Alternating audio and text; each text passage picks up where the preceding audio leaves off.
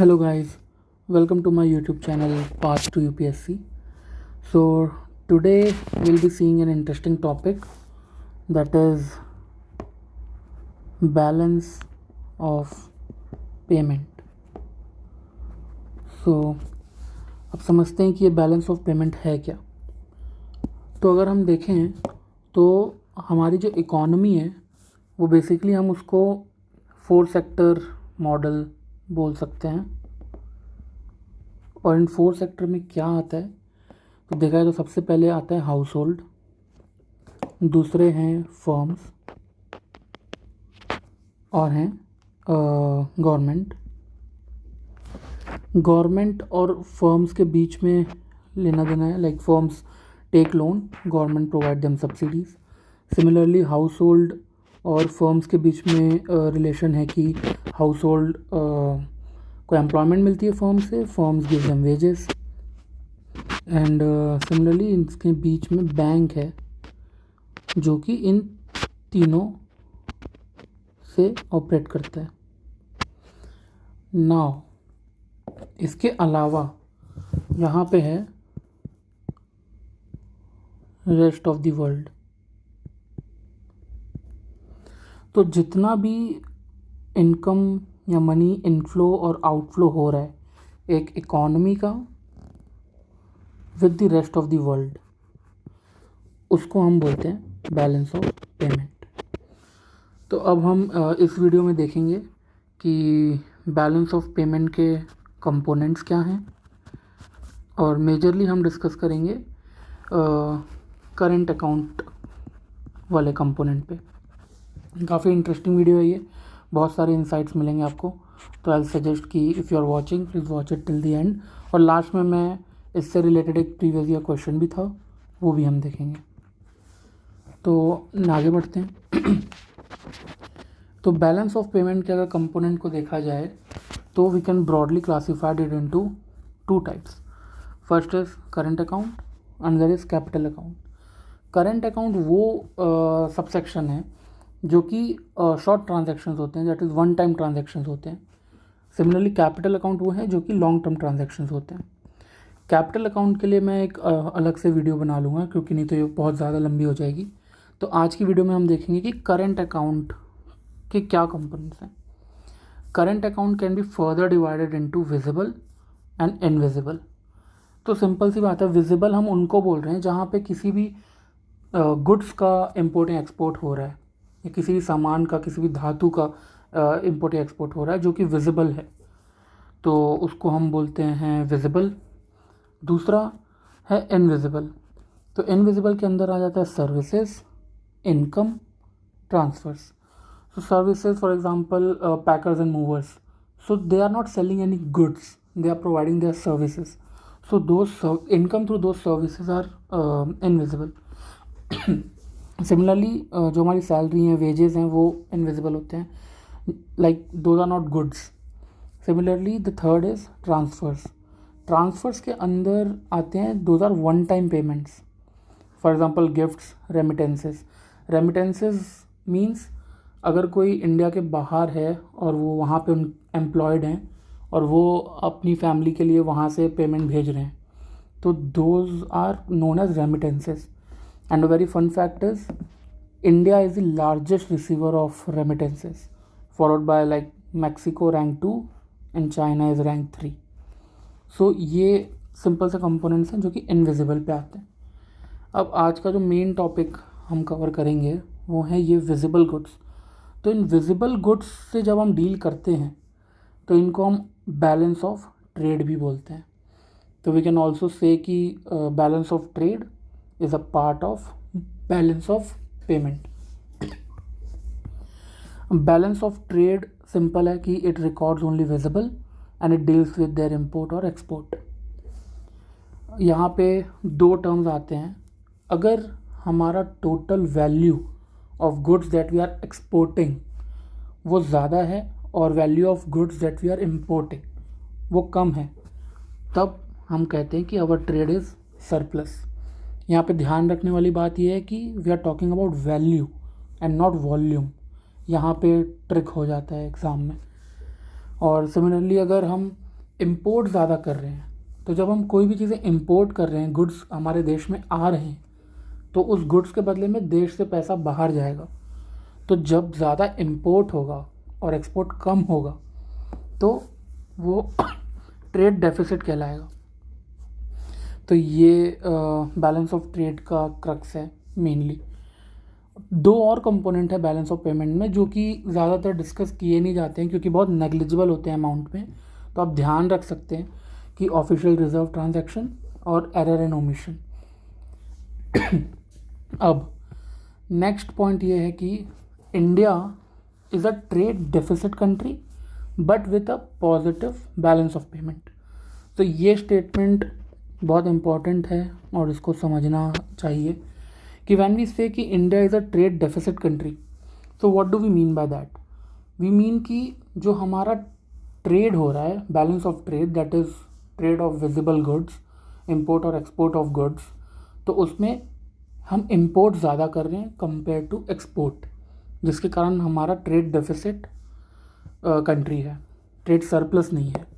But when we say कि our balance of payment is positive, it means that this invisible component or this capital account, those are very high, which can compensate the negative effect of this trade deficit, and hence our balance of payment is positive.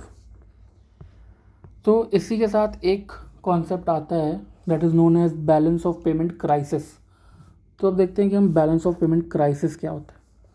तो जब balance of payment negative होता है, तो सिर्फ negative होने पे हम ये नहीं बोल सकते कि बैलेंस ऑफ पेमेंट क्राइसिस आ गया है। तो there is something known as foreign exchange reserve, जो आरबीआई मेंटेन करती है अपने साथ, अलग अलग कंट्रीज़ के डिनोमिनेशंस के स्टॉक मेंटेन करके रखती है। तो फॉर एग्ज़ाम्पल हमारा बैलेंस ऑफ पेमेंट अगर नेगेटिव है भी, मतलब मान लीजिए कि बैलेंस ऑफ पेमेंट हमारा -$5,000 है और आरबीआई के पास फॉरेन एक्स रिज़र्व पड़ा है 7,000 का, 7,000 7,000 जो भी अपने पास पड़ा है, तो वो इसमें से उनका पेमेंट कर देगी और इसको नलीफाई कर देगी। तो this is not a crisis situation. So when does this balance of payment crisis arises? ऐसी सिचुएशन जहाँ पे कंट्री का बैलेंस ऑफ पेमेंट तो नेगेटिव है ही, बट इतना नेगेटिव है कि even by using the foreign exchange reserve, RBI is not able to nullify it. तो उस केस में हम ये बोलते हैं कि country is under balance of payment crisis. So इससे ओवरकम करने का क्या सोल्यूशन है? तो इससे ओवरकम करने के लिए कंट्री को लोन लेना पड़ता है from IMF is international monetary fund organisation. तो IMF लोन देता है in order to maintain this balance of payment crisis को हटाने के लिए, बट विथ अ कंडीशन कि क्योंकि ये क्राइसिस आपकी कंट्री में आए हैं, इट मीन्स कि ज़रूर आपकी कंट्री की इकोनॉमी स्ट्रैटेजी और पॉलिसीज़ में कुछ इश्यूज़ हैं, तो you have to work upon it, आपको वो फिक्स करने होंगे। उस कंडीशन पे ये लोन ग्रांट होता है। तो क्या इंडिया ने कभी ये सिचुएशन फेस की थी? तो जी हाँ, इंडिया ने बैलेंस ऑफ पेमेंट क्राइसिस की सिचुएशन 1991 में फेस की थी और उसके चलते हमने LPG रिफॉर्म्स लाया था, जो कि एक बहुत मेजर चेंज था हमारे इकोनॉमिक स्ट्रक्चर में। LPG reforms means liberalisation, privatisation, globalisation. It means in a crux Indian market was open for trade, companies they are being privatised, जिसके कारण इंपोर्ट और एक्सपोर्ट में काफ़ी ग्रोथ हुई थी। नाउ आपके दिमाग में एक क्वेश्चन आएगा कि IMF को बीच में आना ही क्यों है? Like why would IMF even care even if a country is going under BOP crisis? So इसका सिंपल सा आंसर है कि to prevent the domino effect. Now what is domino effect? आप समझिए कि इंडिया अगर इंपोर्ट और एक्सपोर्ट उसका चल रहा है विथ अदर कंट्रीज़, और अगर India balance of payment crisis के अंदर जाती है, तो इट मीन्स अगर उसको सपोर्ट ना मिले तो उस कंट्री की इकॉनमी पूरी शट डाउन हो जाएगी। तो ना ही वो कंट्री इंपोर्ट करेगी, ना ही वो कंट्री एक्सपोर्ट कर पाएगी। जिसके कारण बाकी कंट्रीज़ जिसके साथ उसके ट्रेड के रिलेशंस थे उनके इकोनॉमी पर भी इस चीज़ का इम्पैक्ट होगा। तो in order to sustain this IMF intervene और फिर ये loan and all economic strategy में चेंजेस, ये सब का रिफॉर्म्स है। अब हम देखते हैं इंडिया पर्सपेक्टिव पे कि ऐसे कौन से 5 इम्पोर्ट्स हैं जो इंडिया करती है। तो इसमें से टॉप 2 अगर हम देखें तो पहला तो है क्रूड ऑयल और दूसरा है गोल्ड। तो क्रूड ऑयल और गोल्ड मिलाकर ही इंडिया का टोटल 40% इम्पोर्ट हो जाता है। लाइक जितना भी इम्पोर्ट होता है उसका 40% सिर्फ क्रूड ऑयल और गोल्ड इम्पोर्ट होता है। और आप समझ ही गए होंगे कि बैलेंस ऑफ ट्रेड में ट्रेड डेफिसिट तभी होता है जब हम इम्पोर्ट ज़्यादा कर रहे हैं और एक्सपोर्ट कम, मतलब देश से पैसा ज़्यादा बाहर जा रहा है। तो पहली बात, सिंपल सा क्वेश्चन हम ये पूछते हैं कि अब ट्रेड डेफिसिट को हम कम कैसे करें। तो ट्रेड डेफिसिट को कम करने का सीधा सा आंसर है कि हमको इंपोर्ट को कम करना पड़ेगा। और इंपोर्ट कम कैसे होगा? या तो हम प्रोडक्शन बढ़ाएंगे या तो हम कंजम्पशन घटाएंगे। तो ये ही 2 ऑप्शंस हो सकते हैं। अब एक और चीज़ ये देखते हैं कि कंट्रीज़ को किसी भी चीज़ का इंपोर्ट करने की नीड ही क्यों है, क्यों इंपोर्ट करना पड़ता है। फर्स्ट ऑफ ऑल इसको 3 कैटेगरीज में बना सकते हैं। पहला कि जो गुड्स हम इंपोर्ट कर रहे हैं कंट्री वो प्रोड्यूस ही नहीं करती। दूसरा, जो गुड्स हम इंपोर्ट कर रहे हैं कंट्री वो प्रोड्यूस तो करती है बट सफिशेंट क्वांटिटी में नहीं करती, उसकी डिमांड कहीं ज़्यादा है compare to the production that we are doing. Third category इसकी ये आ जाती है कि प्रोडक्शन भी है और क्वांटिटी भी सफिशेंट है बट क्वालिटी इन्फीरियर है या फिर प्राइसेस काफ़ी ज़्यादा हैं। तो ये 3 कैटेगरीज हैं इनकी वजह से हमें वो गुड्स इंपोर्ट करने पड़ सकते हैं। अब हम देखते हैं कि ऑयल, क्योंकि सिंस ऑयल और गोल्ड ये दो ऐसी चीज़ें हैं जो हम इंपोर्ट ज़्यादा करते हैं, तो उनको हम कैसे कंट्रोल करेंगे उस पर हम एक बार देख लेते हैं। तो when we come to import of oil, तो इट्स जस्ट अ फैक्ट कि गवर्नमेंट ऑफ इंडिया का टारगेट था for domestic oil production to increase it by 10.2% by 2022, but due to COVID और अदर रीजंस ये टारगेट पूरा हो नहीं पाया। एनीवेज, सो ऑयल के लिए क्या क्या चीज़ें की गई हैं वहाँ पे नज़र डालते हैं। तो 1997 में एक पॉलिसी लाई गई थी, न्यू एक्सप्लोरेशन लाइसेंसिंग पॉलिसी, इसको NELP भी बोलते हैं। अब इस पॉलिसी के अंदर क्या था कि there were separate licence for each hydrocarbon. हाँ, तो हम ये समझते हैं जैसे पेट्रोलियम एक हाइड्रोकार्बन है वैसे ही there are other hydrocarbon as well, for example methane and etcetera etcetera. So इस पॉलिसी में ये बोला गया था कि हम कंपनीज़ को इंडिया में वो स्पॉट्स भी बताएंगे, वो ब्लॉक्स भी बताएंगे जहाँ पे वो जाके एक्सप्लोर कर सकते हैं for petroleum, and licence will be separate, like methane के लिए सेपरेट होगा, पेट्रोलियम के लिए सेपरेट होगा। तो अगर किसी कंपनी को पेट्रोलियम का लाइसेंस मिला है तो they can only explore petroleum and not any other hydrocarbon. तो ये पहला पॉइंट था। दूसरा था कि उस समय उन्होंने बोला कि प्रोडक्शन शेयरिंग कॉन्ट्रैक्ट, तो कंपनीज के साथ जो होगा वो प्रोडक्शन शेयरिंग कॉन्ट्रैक्ट होगा और उसमें से जो प्रॉफिट जनरेट होगा गवर्नमेंट को उसका शेयरिंग मिलना पड़ेगा, which is a very wrong thing और which was not liked by companies at all, कि वो प्रॉफिट्स में से शेयर उनको देना पड़ रहा है, एक्सप्लोर भी वही कर रहे हैं। तो इसके चलते हुआ ये कि कंपनीज़ ने बहुत सारे लूप होल्स निकालना शुरू कर दिया। तो जब भी ऑयल का प्राइस वर्ल्ड वाइड डिक्रीज़ होता था तो कंपनी क्या करती थी, अपना प्रोडक्शन भी कम कर देती थी, क्योंकि बट नेचुरल अगर आप सोचेंगे कि वर्ल्ड वाइड प्राइस डिक्रीज़ हो रहा है तो इसका मतलब अगर प्रोडक्शन ज़्यादा है भी तो वो उनका प्रॉफिट उतना नहीं होगा, तो वो जानबूझ के डिक्रीज़ कर देती थी। और दूसरा ये था कि वो अननेसेसरी शोकेस करती थी कॉस्ट का, कि हमारा यहाँ पे खर्चा हो रहा है, यहाँ पे खर्चा हो रहा है, तो ये सारी चीज़ें होने लग गई थी। तो इन सब के चलते हम ये समझ सकते हैं कि ये पॉलिसी उतनी एफिशिएंट नहीं थी क्योंकि इसके प्रिंसिपल्स में ही दिक्कतें थी। सो नाउ कमिंग टू 2016, तो यहाँ पे हम देखते हैं कि तो जो हमारी न्यू गवर्नमेंट आई उसने help hydrocarbon exploration licensing policy ये लाया उन्होंने। तो इसमें उन्होंने क्या बोला कि this will be a single licensing, कि ऐसा नहीं है कि अगर आपको पेट्रोलियम के लिए बोलें तो फिर पेट्रोलियम, अगर आपको लाइसेंस मिल रहा है तो आप किसी भी टाइप का हाइड्रोकार्बन एक्सप्लोर कर सकते हो।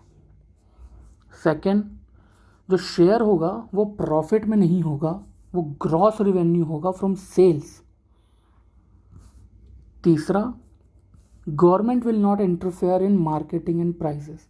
तो जब गवर्नमेंट ने ये बोला कि हमारा शेयर रेवेन्यू फ्रॉम सेल्स होगा ना कि प्रॉफिट, तो ये एक बैकफायर था कंपनीज के लिए कि वो सेल्स करेंगे तो उसी में प्रॉफिट उनको देना ही पड़ जाएगा, सेल्स करने का जो शेयर होगा वो उनको देना ही पड़ जाएगा गवर्नमेंट को। तो गवर्नमेंट ने बोला कि अच्छा ठीक है, तो इसके लिए हम ये कर सकते हैं कि हम इंटरफेयर नहीं करेंगे कि आप कैसे मार्केट कर रहे हो और क्या प्राइस डिसाइड कर रहे हो, आपको जितने में भी बेचना है आप बेच सकते हैं। फिर नेक्स्ट पॉइंट था कि offshore explorations they are relaxed. तो कुछ ऐसे पॉइंट्स थे जहाँ पे वो लैंड एक्सप्लोरेशंस नहीं थे, वो ऑफशोर थे, मतलब समुद्र में थे, ओशन में थे वो एक्सप्लोरेशन। तो उसके लिए हाई कॉस्ट लगता है और उतना उसका रिटर्न ऑन इन्वेस्टमेंट कम होता है। तो इसलिए जो भी नॉर्म्स गवर्नमेंट ने बनाए थे फॉर ऑफशोर एक्सप्लोरेशन उसको रिलैक्स कर दिया गया। और फिर जो नेक्स्ट एक इम्पॉर्टेंट पॉइंट है, इसको भी आप याद रख सकते हैं, OALP, that is open acreage licensing policy.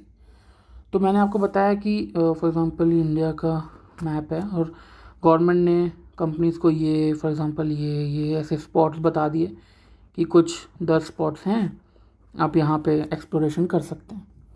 अब उन एक्सप्लोरेशन के दौरान कंपनीज़ को फॉर एग्ज़ाम्पल किसी एक कंपनी को 2 या 3 स्पॉट और पता चलते हैं तो वो गवर्नमेंट के पास जा सकते हैं कि भाई companies can go to government if they found more blocks of exploration outside the licensed one, और बता सकते हैं कि यहाँ पे भी ये एरियाज़ हैं जहाँ पे एक्सप्लोरेशन किया जा सकता है। बट गवर्नमेंट वो एक्सेप्ट करेगी, but what will government do, government will play fair, government उन ब्लॉक्स का भी बिडिंग करेगी एंड देन जो भी बिडिंग में हायर प्राइस होगा वो कंपनी उन ब्लॉक्स पे जाके एक्सप्लोरेशन करेगी। तो in this way we reformed our exploration policy. Now coming to India's strategic oil reserve. अब ये समझते हैं कि ये क्या है। तो इसका सिंपल सा स्टेटमेंट ये है कि इंडिया कहता है कि जब भी इंटरनेशनल मार्केट में ऑयल के प्राइसेस कम होंगे तो बाय मोर ऑयल।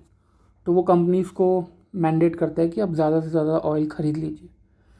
अब इसका रीज़न है क्यों, तो मेन रीज़न ये है कि India is a part of IEA, that is international energy programme, और इस प्रोग्राम के तहत एक मैंडेट है कि हर कंट्री को 90 days of emergency oil stock maintain करके रखना है।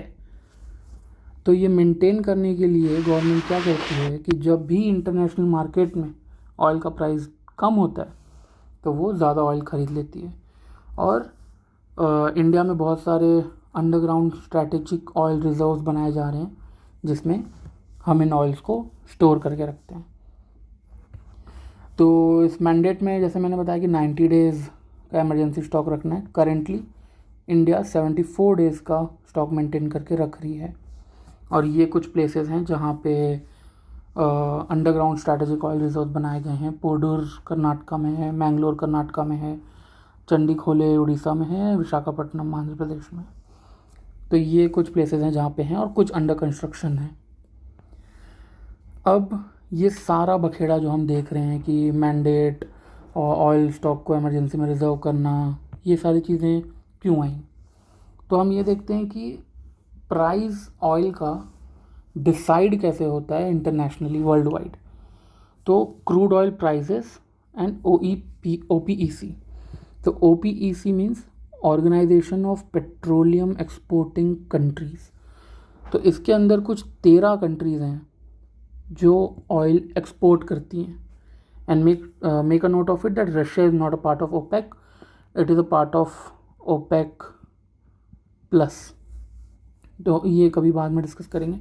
तो ये उन कंट्रीज़ का ऑर्गेनाइजेशन है जो कि पेट्रोलियम एक्सपोर्ट करती हैं. तो इसमें सॉरी तो इसमें ईरान, इराक, सऊदी अरेबिया, ये सारी कंट्रीज़ आती हैं. Now what they usually do, they make some kind of a cartel. What do we mean by a cartel? तो कार्टल वो है कि हम मार्केट में ऑयल प्राइस लॉन्च या पब्लिश करने से पहले सारी कंट्रीज डिसाइड कर लेती हैं कि इस प्राइस से कम में हम नहीं देंगे. फॉर एग्ज़ाम्पल 100 रुपीज़ INR पे बता रहा हूँ मैं, 100 रुपीज़ लीटर से कम कोई भी देश प्राइस नहीं देगा, उसमें एक्सपोर्ट नहीं करेगा इससे कम में. तो ये उसी तरीके से जो फॉर एग्ज़ाम्पल आप सब्ज़ी मार्केट जाते हो, आप पहले शॉप में पूछते हो कि भैया टमाटर कितने रुपए का मिला किलो, तो वो बोलता है कि 40 रुपये का. आप सोचते हो कि ठीक है आगे जाके देखते हैं, लेकिन आप रियलाइज़ करते हो कि हर शॉप वाला आपको बोल रहा है कि 40 रुपये किलो ही है. तो ये एक डील है ताकि जो भी इम्पोर्टिंग कंट्रीज़ हैं उनके पास ऐसा ना हो कि उनको किसी ना किसी से एक्सपोर्ट कराना ही पड़े और सब कंट्री से एक्सपोर्ट होता रहे. तो वो कार्टेल होता है. अब इसी के चलते ऑयल क्राइसिस हुए थे 2017 में. तो मैंने ये एक स्क्रीनशॉट अटैच कर दिया है. तो उसमें क्या हुआ था कि रशिया ने ओपेक के साथ मिल के 2016 में ग्लोबली ऑयल का प्रोडक्शन घटा दिया था. क्यों घटा दिया था? ताकि डिमांड बढ़े, और जब डिमांड बढ़ेगी तो वो प्राइसेस ऑयल को हायर प्राइसेस में बेचेंगे. तो इसमें यूएस ने रिटेलिएट किया था. बट इवन दो यूएस ने रिटेलिएट किया, क्योंकि OPEC organisation along with Russia बहुत ज़्यादा रिड्यूस कर दिए थे प्रोडक्शन, जिसके कारण 2017 में हमने बहुत चेंजेस देखे थे ऑयल प्राइस में. तो ये था रीज़न जिसके कारण मैंडेट किया गया है, और इंटरनेशनल एनर्जी प्रोग्राम में ये बोला गया कि आपको 90 डेज़ का एमरजेंसी स्टॉक मेंटेन करके रखना है एंड ऑल. अब एक ग्लिम्स देखते हैं हम कि पेट्रोल और डीजल के प्राइसेस इंडिया में कैसे उनका जो मॉनिटरिंग था वो कैसे चेंज हुआ है. तो टिल 2002 जो इंडियन गवर्नमेंट है वो एडमिनिस्टर करती थी प्राइस के मैकेनिज़्म का. तो वो डिसाइड करती थी कि प्राइस ऑयल का प्राइस क्या रहेगा और कितना रुपीस पर लीटर पे चलेगा. 2002 से 2004 पे इंडियन गवर्नमेंट ने प्राइस को डीरेगुलाइजेशन करना शुरू कर दिया इन फेज्ड मैनर, कि धीरे धीरे उसको प्राइवेट कंपनियों के हाथ में देना शुरू कर दिया. After 2014 dynamic pricing system follow करने लगा. तो अब जो भी प्राइस इंटरनेशनल मार्केट में होगा दैट विल डिटरमाइन कि ऑयल का प्राइस इंडिया में क्या होगा. So this is how the monitoring of the oil prices have evolved from 2002 to 2014 in India. तो ये हो गया. नाउ ये तो था ऑयल का. Now coming to the major interesting part, to the gold. हम सब जानते हैं कि India is a country which is obsessed with gold. So we are literally obsessed with gold. So what happened around like after 2010 के बाद inflation का rate around 6 to 7% around increase हो रहा था. मतलब 6 से 7% इन्फ्लेशन रेट चल रहा था. और जो हमने बैंक में पैसे डिपॉजिट किए थे वो हमें 5% इंटरेस्ट रेट पे रिटर्न मिल रहा था. तो अगर आप रियलाइज़ करेंगे कि अगर किसी भी इंडिविजुअल ने जाके बैंक में अपने पैसे जमा कराए हैं और वो इन्फ्लेशन 7% से चल रहा है और बैंक उसको 5% रिटर्न दे रही है, तो इसका मतलब उस इंडिविजुअल के पैसे -2% से परचेजिंग पावर घट गई. तो this case is known as negative real interest rate. तो इसमें होता ये था कि बैंक में पैसे हैं आपको इंटरेस्ट मिल रहा है, लेकिन महंगाई इतनी ज़्यादा है कि आपको जो इंटरेस्ट मिल रहा है अल्टीमेटली आपके पैसों की वैल्यू कम हो रही है, उसका परचेजिंग पावर कम हो रहा है। तो इसमें क्या किया जाए? इसमें हुआ ये कि इस सिचुएशन के कारण लोग बहुत ज़्यादा गोल्ड में इन्वेस्ट करने लग गए, क्योंकि गोल्ड के प्राइसेस काफ़ी बढ़ रहे थे। लोगों को लगा कि भाई बैंक में पैसा डिपॉजिट कर रहे हैं, जितना इंटरेस्ट मिल रहा है उससे ज़्यादा तो इन्फ्लेशन है, अल्टीमेटली तो हमारा लॉस है, इससे अच्छा हम गोल्ड खरीद के रख लेते हैं। और मैंने पहले ही बताया था कि इंडिया के टॉप 2 इंपोर्ट्स में सेकंड गोल्ड है। And when our people citizens of India will start investing more in gold, that will lead ultimately to increase in the import of gold, which will ultimately increase our trade deficit, जो कि हमारे देश को पीछे करेगा। तो अब क्या किया जाए इस सिचुएशन में? So to overcome this issue, government bought 2 policies जो हम देखेंगे अभी। 2015 में ही दोनों पॉलिसीज़ आई थी। पहली है सॉवरेन गोल्ड बॉन्ड्स। तो सॉवरेन गोल्ड बॉन्ड्स क्या बोलती हैं कि जैसे हम देखें कि ये 100 रुपये का नोट है, तो this 100 is known as face value. ये आरबीआई इशू करती है, तो this is known as rupee dominated bond. Similarly हम आरबीआई सेंट्रल गवर्नमेंट के बिहाफ में, जो कि सॉवरेन मींस जिसके पीछे सेंट्रल गवर्नमेंट का बैक्ड है, मतलब गवर्नमेंट का सपोर्ट है, गवर्नमेंट की गारंटी है, यू कैन से। तो वो एक bond, you can assume it as like a bond, like papers issue करती है, जो गोल्ड डिनोमिनेटेड होता है। इसका मतलब उसकी जो वैल्यू होगी वो उस पर्टिकुलर टाइम पे जो गोल्ड के वेट की वैल्यू है उस बेसिस पे होगी। तो for example if you want, you can take 1 kg of gold आपने लिया तो instead of buying physical gold, you can invest in this SGBs, sovereign gold bonds, और वो आपको बॉन्ड्स दे देगी गवर्नमेंट। और वो बॉन्ड्स के क्या फ़ायदे हैं वो देखते हैं। तो पहला तो ये देखते हैं कि उसका मैच्योरिटी पीरियड है 8 ईयर्स, तो वो 8 ईयर्स के बाद मैच्योर होगा। Till maturity you will earn interest of 2.5% per annum. आपको इंटरेस्ट मिलेगा 2.5% का पर एनम पे, जो कि फॉर एग्जांपल अगर आप गोल्ड खरीद लेते, यही 1 किलो गोल्ड अगर आप खरीद के घर पे रखते, तो उससे क्या हो रहा था? पहला तो हमारा इंपोर्ट बढ़ रहा था, ट्रेड डेफिसिट बढ़ रहा था, ना ही आपको उस चीज़ पे इंटरेस्ट मिल रहा था, वो गोल्ड आपके लॉकर पे पड़ा था बस। तीसरा बेनिफिट है कि it can be kept as collateral, तो इस बेसिस पे आपको लोन भी मिल सकता है बैंक से। Another very important point is gold bonds are exempted from capital gain tax. तो जब फॉर एग्ज़ाम्पल आपने 2022 में 1 kg गोल्ड ख़रीदा मैं जब एजम्पशन बोल रहा हूँ 1 लाख रुपीज़ का, अब 8 साल के बाद आप वो बेचते हैं, उसको मैच्योर हो जाता है। 8 साल तक आपने वो इंटरेस्ट रेट इन्जॉय किया फॉर 2.5%, फिर आपने वो जाके बेच दिया। तो 8 साल के बाद सपोज़ 1 kg ऑफ गोल्ड की प्राइस हो गई 15 लाख, तो ये जो कैपिटल गेन हुआ 14 लाख का, उस पे आपको कोई टैक्स नहीं देना है। This is very good point. और इसमें एक लिमिटेशन है कि कोई भी पर्सन 4 kg ऑफ बॉन्ड से ज़्यादा नहीं खरीद सकता। तो इससे हुआ क्या?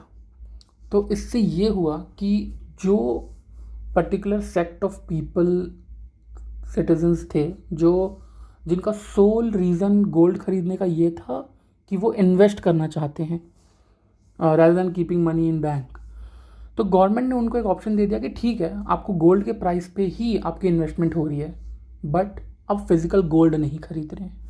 तो this will reduce the consumption of gold, which will ultimately reduce the import of gold. तो पहली पॉलिसी ये थी। दूसरी पॉलिसी पे आते हैं। दूसरी पॉलिसी बोलती है गोल्ड मोनेटाइजेशन स्कीम।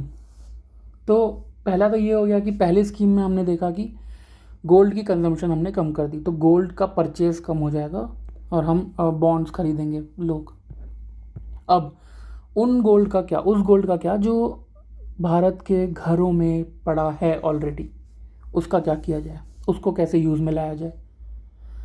और आपको इसमें एक फ़न फैक्ट बताता हूँ मैं कि भारत के घर में जितने भी गोल्ड पड़ा है टोटल, उतना आईएमएफ के फंड के पास भी नहीं है। तो जिससे हम बीओपी क्राइसिस में लोन ले रहे थे ना, यहाँ पे हमने देखा था आईएमएफ से लोन ले रहे हैं, तो उसके बाद जितने गोल्ड पड़ा है उससे ज़्यादा भारत के घरों में गोल्ड पड़ा हुआ है। तो विच is a very interesting fact. तो उस गोल्ड का कैसे यूटिलाइज़ किया जाए, तो ये पॉलिसी भी 2015 में लाई गई, जो पॉलिसी कहती है कि हाउस होल्ड गोल्ड जो भी है उसको आप कमर्शियल बैंक में डिपॉजिट करवा दीजिए।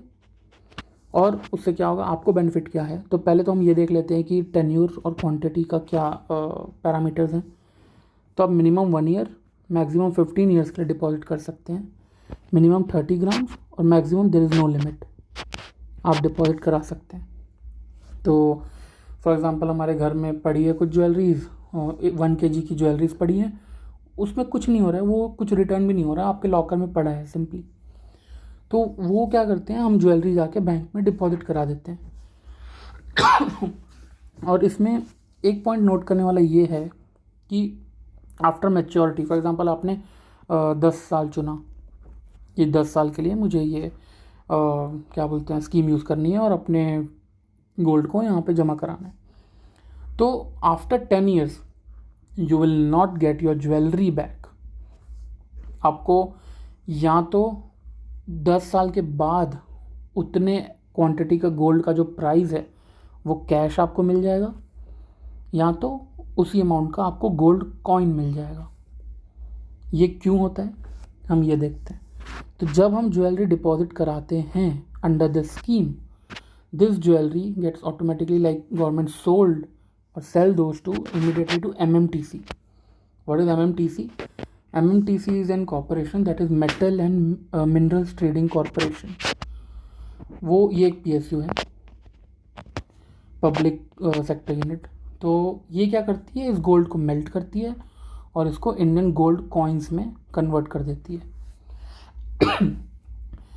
इंडियन गोल्ड कॉइन्स में ये कन्वर्ट हो जाते हैं। एंड ऑल्सो टू नोट कि Indian gold coins is not a legal tender. Legal tender का ये मतलब है कि this can not be used in order to pay a debt. तो क्यों, क्योंकि this is not issued under the coinage act. जैसे हमारे रुपी के नोट्स हैं या कॉइन्स हैं, वो जो हम कॉइन्स यूज़ करते हैं 1 से 10 रुपये के जो कॉइन्स हैं, 1, 2, 5, 10 रुपये का भी कॉइन है। हाँ, अभी तो न्यू लॉन्च भी हो गए हैं।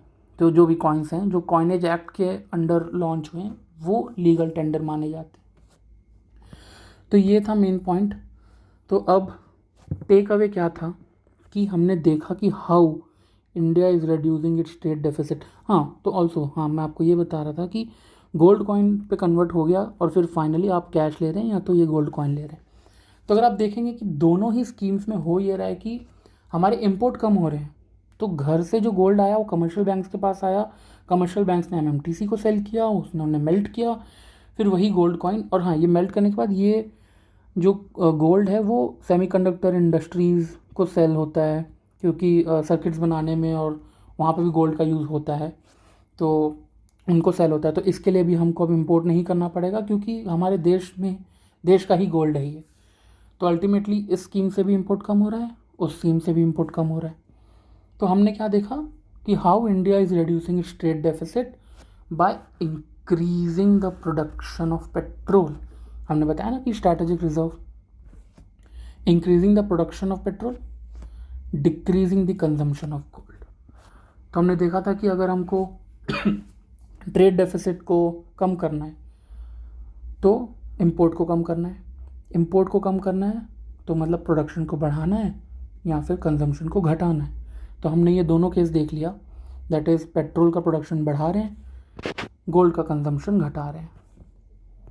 Next is India's current account deficit is lowering.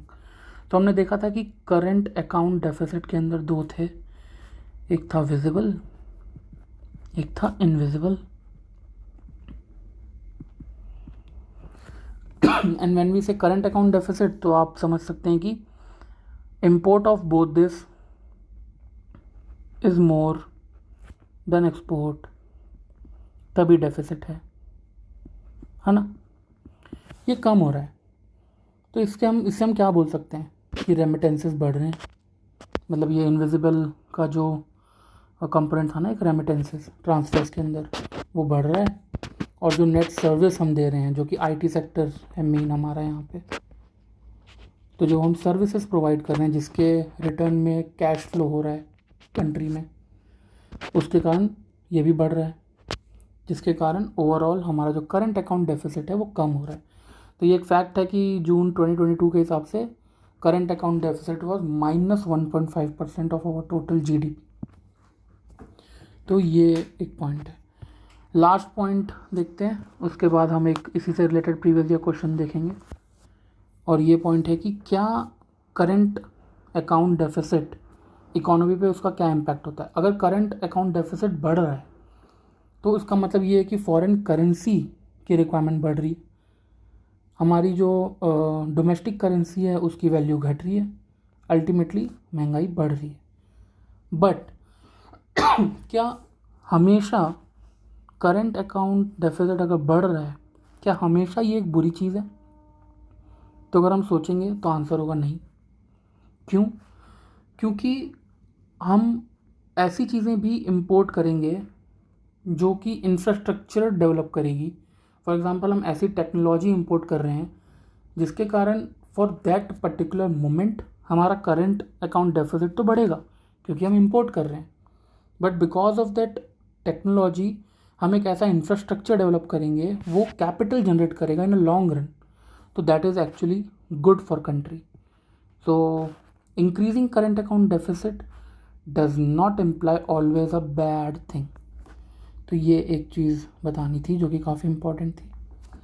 अब सिंपल सा एक क्वेश्चन देखते हैं जो प्रीवियस ईयर में पूछा गया था, 2014 में पूछा गया था। आई होप आप इसका आंसर इजीली दे पाएंगे क्योंकि हमने वो फ्लो चार्ट भी देखा था। तो क्वेश्चन है कि बैलेंस ऑफ पेमेंट के अंदर क्या क्या आता है, like with reference to balance of payment which of the following constitute the current account. तो हमने देखा था balance of payment, current account और कैपिटल अकाउंट। तो करंट अकाउंट के अंदर क्या था? तो बैलेंस ऑफ ट्रेड, यस, क्योंकि यही तो था, विजिबल गुड्स हमने देखा था और इसी को बोला था कि this is balance of trades, तो वन सही है। फॉरेन एसेट्स की हमने बात की ही नहीं। Balance of invisible, yes, visible यहाँ, दूसरा इनविजिबल। तो करंट अकाउंट में invisible, balance of invisible and balance of trade ये आता है। नेक्स्ट स्पेशल ड्राइंग राइट्स, नहीं, ये भी नहीं। तो आंसर क्या होगा? 1 and 3, सिंपल। आई होप आपको ये कॉन्सेप्ट क्लियर हुआ होगा और काफ़ी इंटरेस्टिंग चीज़ें देखी हमने इसमें।